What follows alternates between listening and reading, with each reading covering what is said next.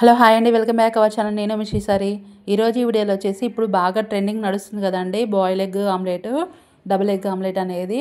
అది ఎలా చేసేసుకోవాలో చూసేద్దామండి. దానికంటే ముందుగా నా ఛానల్ని సబ్స్క్రైబ్ చేసుకోండి. ఇక లేట్ చేయకుండా వీడియోలోకి వెళ్ళిపోదాము. ఇక్కడ ముందుగా స్టవ్ అనేది ఆన్ చేసుకొని వీడియో క్లిప్లో చూపించిన విధంగా చిన్న పోపు గిన్నె అనేది పెట్టుకోవాలండి. దాంట్లో 2 స్పూన్స్ ఆయిల్ అనేది యాడ్ చేసుకున్న తర్వాత బాయిల్ ఎగ్ అనేది వేసుకోవాలి. నెక్స్ట్ వెంటనే ఒక ఎగ్ అనేది పగలగొట్టుకొని ఈ బాయిల్ ఎగ్ మీద వేసుకోవాలండి. ఇలా వేసుకున్న వెంటనే మనం ముందుగా కట్ చేసుకొని పెట్టుకున్నటువంటి టమాటా ముక్కల్ని, అదేవిధంగా ఆనియన్ ముక్కల్ని కూడా వేసుకోవాలండి. వేసుకున్న తర్వాత దీని మీద కొద్దిగా కారము, సాల్ట్ ఇంకా యాడ్ చేసుకోవాలి. నెక్స్ట్ దీని మీద కొద్దిగా గరం మసాలా కూడా వేసుకోవాలండి. ఇలా వేసుకున్న తర్వాత ఒక స్పూన్ సహాయంతో ఈ ఆమ్లెట్ అనేది టర్న్ చేసుకోవాలి.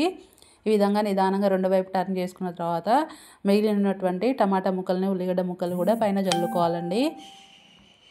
ఈ విధంగా టమాటా ముక్కలు, ఉల్లిగడ్డ ముక్కలు వేసుకున్న తర్వాత పైన నెక్స్ట్ కొద్దిగా కారము, కొద్దిగా సాల్ట్ కూడా వేసుకోవాలండి. నెక్స్ట్ గరం మసాలా కూడా వేసుకోవాలి. లాస్ట్లో కొద్దిగా కొత్తిమీర తరుగు కూడా వేసుకొని స్టవ్ అనేది ఆఫ్ చేసుకోవడమే అండి. స్టవ్ ఆఫ్ చేసుకున్న తర్వాత ఈ ఆమ్లెట్ని వేరొక ప్లేట్లోకి సర్వ్ చేసుకోవడమే.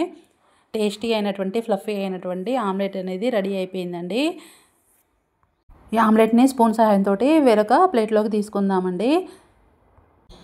ఈ ఫ్లఫీ ఆమ్లెట్ని ఎంతో ఈజీగా పిల్లలు, పెద్దలు చేసుకోవచ్చండి. ఇది టేస్ట్ కూడా చాలా అంటే చాలా బాగుంటుంది. పప్పులో కానీ వేరే కర్రీస్ లేకున్నా ఆవకాయతో కానీ ఈ ఆమ్లెట్ అనేది చాలా అంటే చాలా టేస్టీగా ఉంటుంది. మీకు నచ్చినట్లయితే మీరు కూడా ఒకసారి ట్రై చేయండి. ఎలా కుదిరిందో నాకు కామెంట్లో తెలియచేయండి. నా ఛానల్ని మాత్రం సబ్స్క్రైబ్ చేయడం మర్చిపోకండి.